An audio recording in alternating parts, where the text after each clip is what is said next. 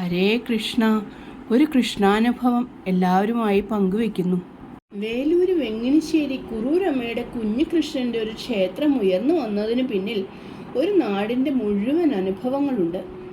അതിൻ്റെ ഭൂപരിഗ്രഹം മുതൽ ഷഡാധാര പ്രതിഷ്ഠയും ബാക്കി പിന്നീട് ചെയ്യേണ്ടതെല്ലാം ചെയ്തത് എൻ്റെ അച്ഛനായതുകൊണ്ട് അച്ഛൻ പറഞ്ഞ ആ കഥകൾ ഒന്ന് സ്മരിക്കുകയും അതിൻ്റെ കൂടെ ചില അനുഭവങ്ങൾ പങ്കുവെക്കുകയും മാത്രമാണ് എൻ്റെ ഉദ്ദേശം. വെങ്ങിനിശ്ശേരി അടുത്ത് ഒരു ശിവക്ഷേത്രമുണ്ട്. ആ ശിവക്ഷേത്രത്തിൽ നടത്തിയ ഒരു ദേവപ്രശ്നത്തിൽ അവിടെ ഒരു വിഷ്ണു സാന്നിധ്യമുള്ളതായി കണ്ടു. അവിടെ അടുത്തെവിടെയും വിഷ്ണു ക്ഷേത്രമോ പ്രതിഷ്ഠയോ ഇല്ലായിരുന്നു.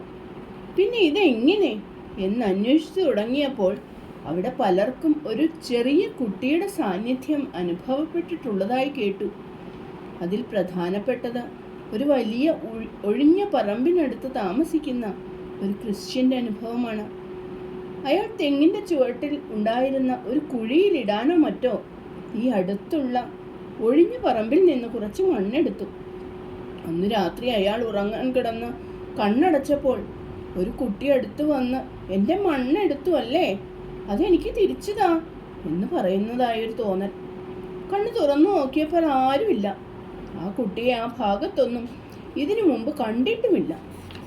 തോന്നലായിരിക്കും എന്ന് കരുതി വീണ്ടും കണ്ണടച്ചു കിടന്നു. വീണ്ടും അതാ ആ ഐശ്വര്യം തുളുമ്പുന്ന ആ കുഞ്ഞുമിടുക്കൻ വീണ്ടും മുന്നിൽ. കണ്ണു തുറന്നു നോക്കിയപ്പോൾ കാണാനില്ല. ഭാര്യ നല്ല ഉറക്കമാണ്. അവരെ തട്ടി വിളിച്ചു ചോദിച്ചു, ഇവിടെ ഒരു കുട്ടിയെ നീ കണ്ടുവോ എന്ന്. മിണ്ടാതെ കിടന്നുറങ്ങും മനുഷ്യ, ഇവിടെ ആരുമില്ല എന്ന് പറഞ്ഞ് അവർ തിരിഞ്ഞു കിടന്നുറങ്ങി. ഇയാൾ കണ്ണടച്ചപ്പോൾ വീണ്ടും മണ്ണ് ആവശ്യപ്പെട്ട് ആ കുട്ടിയെടുത്ത്. അപ്പോഴാണ് അയാൾക്ക് അന്ന് പകൽ അപ്പുറത്ത് നിന്ന് എടുത്തുകൊണ്ടിട്ട മണ്ണിനെ പറ്റി ഓർമ്മ വന്നത്. അത് തിരിച്ചു കൊണ്ടിട്ടാൽ ഈ പ്രശ്നം തീരുമോ എന്ന് നോക്കട്ടെ എന്ന് തീരുമാനിച്ച് അയാൾ ടോർച്ചും എടുത്ത് പറമ്പിൽ ചെന്ന് ആ മണ്ണെല്ലാം വാരി എടുത്തെടുത്തു കൊണ്ടിട്ടു. തിരിച്ചു വന്ന് കിടന്നപ്പോൾ അത്ഭുതം, ആ കുട്ടിയെ കാണാനില്ല. ഇങ്ങനെയുള്ള അനുഭവങ്ങൾ പിന്നെയും പലർക്കും ഉണ്ടായപ്പോൾ അവർ നാഥനില്ലാതെ കിടന്നിരുന്ന ആ പറമ്പിനെ കുറിച്ച് അന്വേഷിച്ചു. അപ്പോൾ അത് കുറൂരില്ലത്തെ പറമ്പാണെന്ന് മനസ്സിലായി. പ്രശ്നവശാൽ അവിടെ ശ്രീകൃഷ്ണ സാന്നിധ്യമുണ്ടെന്ന് മനസ്സിലാക്കി. അത് കുറൂരമ്മ വെച്ച് പൂജിച്ചിരുന്ന കുഞ്ഞു കൃഷ്ണന്റെ സാന്നിധ്യമാണ് അവിടെ ഉള്ളതെന്ന് മനസ്സിലായി. കുറൂരമ്മയുടെ മുണ്ടിന്റെ തുമ്പിൽ പിടിച്ച് നടന്ന ആ കുഞ്ഞു കൃഷ്ണനില്ലേ, കുറൂരമ്മ വികൃതി സഹിക്കാൻ വയ്യാതെയായപ്പോൾ കരിക്കലത്തിനടിയിൽ ഇട്ടടച്ച കുറുമ്പനായ കുഞ്ഞികൃഷ്ണൻ. കുറൂരമ്മയുടെ കഥകൾ കേൾക്കാൻ താടിക്ക് കയ്യും കൊടുത്ത് ശ്രദ്ധയോടെ ഇരുന്നിരുന്ന ആ കുഞ്ഞികൃഷ്ണനൊരു തോന്നൽ, ഇവിടെ ഒരു അമ്പലം വേണം, ആ അമ്പലത്തിലിരുന്ന് വരുന്നവരെ ഒക്കെ അനുഗ്രഹിക്കണമെന്ന്. അവിടെ ആയാലല്ലേ കുറൂരമ്മയ്ക്കും കൂടി പേര് കിട്ടുകയുള്ളൂ എന്ന് ഭക്തവത്സലനായ കുഞ്ഞികൃഷ്ണൻ വിചാരിച്ചിരിക്കണം. അവിടെ അമ്പലം വരണം എന്ന് പ്രശ്നവശാൽ തെളിഞ്ഞു. ആ സ്ഥലം കുറൂരെ ആയിരുന്നെന്ന് പറഞ്ഞല്ലോ.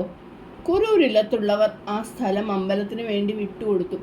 ശിവന്റെ അമ്പലത്തിലെ തന്ത്രി എൻ്റെ അച്ഛനായിരുന്നു. അപ്പോൾ ഇവിടെയും തന്ത്രി അച്ഛൻ തന്നെ. അതാണ് അച്ഛൻ ഈ ജന്മത്തിൽ കിട്ടിയ ഏറ്റവും വലിയ ഭാഗ്യമായി അന്ന് അവിടെ ഉണ്ടായിരുന്ന വയസ്സായ പല തന്ത്രിമാരും പറഞ്ഞത്. ഭൂപരിഗ്രഹം, ഷഡാധാര പ്രതിഷ്ഠ എന്നീ ഭൂമിക്കടിയിൽ നടത്തേണ്ട ക്രിയകൾ തുടങ്ങി വിഗ്രഹപ്രതിഷ്ഠ വരെ മുഴുവനായും ചെയ്യാനുള്ള ഒരു വലിയ ഭാഗ്യമാണ് ഭഗവാൻ അച്ഛന് കൊടുത്തത്. നവീകരണ കലശം അല്ലാതെ ഇങ്ങനെ ചെയ്യാനുള്ള ഭാഗ്യം മുത്തശ്ശന് പോലും കിട്ടിയിട്ടില്ല. അതുകൊണ്ട് തന്നെ ഒരു കൊല്ലം അരിഭക്ഷണം ഉപേക്ഷിച്ച് കഠിന വ്രതത്തോടെ ഗായത്രി സഹസ്രാവൃത്തി ചെയ്തിട്ടാണ് അച്ഛൻ ഇതിനിറങ്ങിയത്. അവസാനത്തെ ദിവസം രാത്രിയിലും പകലും വെള്ളത്തിലിറങ്ങി നിന്ന് ഗായത്രി മന്ത്രം ജപിച്ച്, അതൊരു പ്രത്യേക വ്രതമാണ്. അതിൻ്റെ മുഴുവൻ വിധിപ്രകാരമാണ് ഇവിടുത്തെ പ്രതിഷ്ഠ നടത്തിയിരിക്കുന്നത്. ഇവിടെ അമ്പലമുണ്ടാക്കിയതിലുമുണ്ട് ഒരു പ്രത്യേകത. എന്നും വൈകുന്നേരം പണി കഴിഞ്ഞാൽ നാട്ടുകാരെല്ലാവരും അമ്പലത്തിൻ്റെ പണിക്ക് ഇറങ്ങുകയായി. ആ അമ്പലത്തിൻ്റെ മുഴുവൻ പണിയും അതിൻ്റെ ചുറ്റുമുള്ള മതിലും എല്ലാം ആ നാട്ടുകാരുടെ ശ്രമദാനമാണ്. മാത്രമല്ല ആ അമ്പലത്തിൻ്റെ കല്ലുകളും മരങ്ങളും മറ്റു സാധനങ്ങളും വാങ്ങാൻ പൈസ എങ്ങനെ സ്വരൂപിക്കും എന്നാലോചിച്ചിരിക്കുമ്പോഴാണ് ഇങ്ങനെ ഒരു സംരംഭം നടക്കുന്നുണ്ടെന്നറിഞ്ഞ് തമിഴ്നാട്ടുകാരിയായ രാജശ്രീ എന്ന ഒരു സ്ത്രീ 12 ലക്ഷം രൂപ ഇതിനു വേണ്ടി സംഭാവന ചെയ്തത്. ഭഗവാൻ വേണം എന്ന് വിചാരിച്ചാൽ ലക്ഷ്മി ഭഗവതി ഏത് വഴിക്കും വരുമല്ലോ. പിന്നെ ആവശ്യമുള്ള തുക നാട്ടിൽ നിന്ന് പിരിച്ചുണ്ടാക്കി. അങ്ങനെ വളരെ ഭംഗിയായി വിധിയാവണ്ണം പ്രതിഷ്ഠ നടന്നു. അവസാനത്തെ ദിവസം ഇതിൻ്റെ ക്രിയകൾ എല്ലാം കഴിഞ്ഞ് രാത്രി 10 മണിക്കാണ് അച്ഛനൊരു തുള്ളി വെള്ളം പോലും കുടിച്ചത്. അച്ഛൻ സാധാരണ കലശം ചെയ്യുന്നതിന് മുമ്പ് തന്നെ 41 ദിവസം അരിഭക്ഷണം പൂർണ്ണമായും ഒഴിവാക്കാറുണ്ട്. അതിന് കാരണം പറയുക, നമുക്കൊന്നും ഇത് ചെയ്യാനുള്ള കഴിവൊന്നുമില്ല. അപ്പോൾ തപശക്തി ഉണ്ടാവാനാണ് ഭക്ഷണം നിയന്ത്രിക്കുകയും മന്ത്രോപാസന ചെയ്യുന്നതും എന്നാണ് പറയാറ്.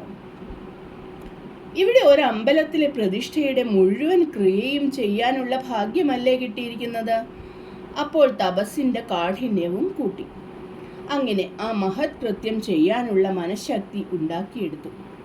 ഇങ്ങനെ നാട്ടുകാരുടെയും തന്ത്രിയുടെയും ഗുരുക്കന്മാരുടെയും തപസ്സിൻ്റെയും പ്രാർത്ഥനയുടെയും കഠിന പ്രയത്നത്തിൻ്റെയും ഫലമായി അവിടെ കുറൂരമ്മയുടെ കുഞ്ഞികൃഷ്ണൻ്റെ പ്രതിഷ്ഠ നടന്നു.